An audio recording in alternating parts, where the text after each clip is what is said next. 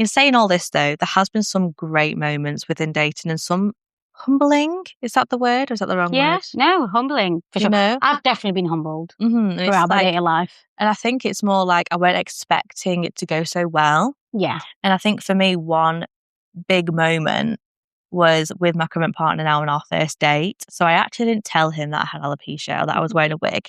We'd FaceTimed, I wore my wig, and we strangely recognised each other as well because we live quite close. But we still did not know each other, just recognised each other. Yeah. And our first date was a cinema, which some people are like, why? Because you can't talk for 2 hours. Yeah. You're sat and your hands are sweaty when you're holding him. You've got to pick popcorn. I feel like with that, when you're in that age, that's all there is to do because you can't really go out for drinks, can you? No, I was 18, about to be 19. Okay. Well, 18 still. Also, we were both nervous, both really shy. We both hadn't really been in relationships before, but we both wanted a relationship from what we'd already said to each other so far. And so we got there way too early. We bought popcorn half an hour before the film started. So yeah, and then after the film, his phone died and he was going to ring a taxi back to his. Oh no. And then my mum was going to pick me up from there. Oh, okay. And so as we buy a phone charger, we get back to his and he actually calls my mum to say just so you know, we're just going back to chat a little bit more. Just want to know more. That's really she's sweet. Safe. She's just coming back to my house and then sent my mum his address. That is basically. Really sweet. And my mum then messaged me saying, "Are you okay?" I was like, "Yeah, I'm sound. It's all good." Just checking. Just to double check. And so we honestly have the most open conversation ever. And he opened up about some bits about him, And so I thought, you know what, this is the time where I can open up and tell him about my alopecia. Yeah. And so I actually don't know how I approached it and how I started talking about it, but I just kind of mentioned to him, I have alopecia universalis, so my hair is falling out and probably won't grow back. And I showed him a photo, and whether he didn't quite understand what I was showing him or whether he was still processing because I was wearing my wig, he then said, "Oh, give it here." As in, and I thought he meant my phone. So I'm like, yeah, if I take my phone, zoom in if you want. It's really real. dissect the picture. It's an actual bald patch on my head.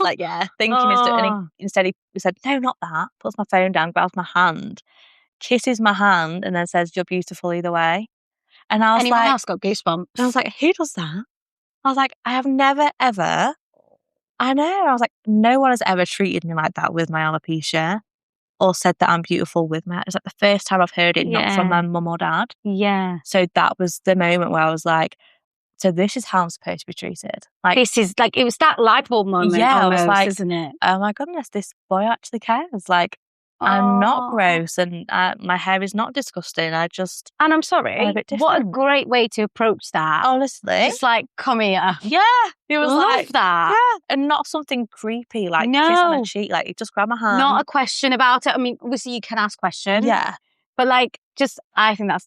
And he asked questions later on, but I kind of more brought it up. Yeah. As a first response. Yeah. As first responses goes, that's great. So but that was me definitely putting myself out there in a sense of I felt comfortable enough to do that. Yeah. And getting to know him from a face-to-face value as well, knowing that you're not hiding behind a screen. Yeah. Is actually in front of me.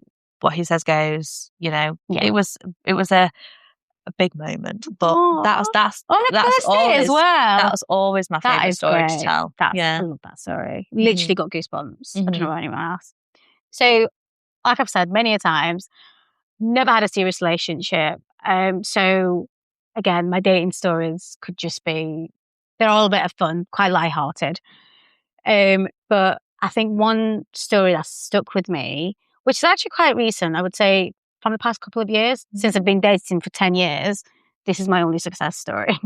Bit tragic. Never. But I think one thing that so I was dating this guy and it was going to be our first date and he suggested somewhere.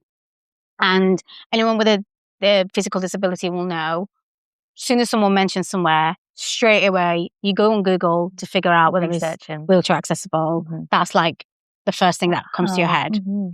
And so I did that. And from Google, I realized it is wheelchair accessible.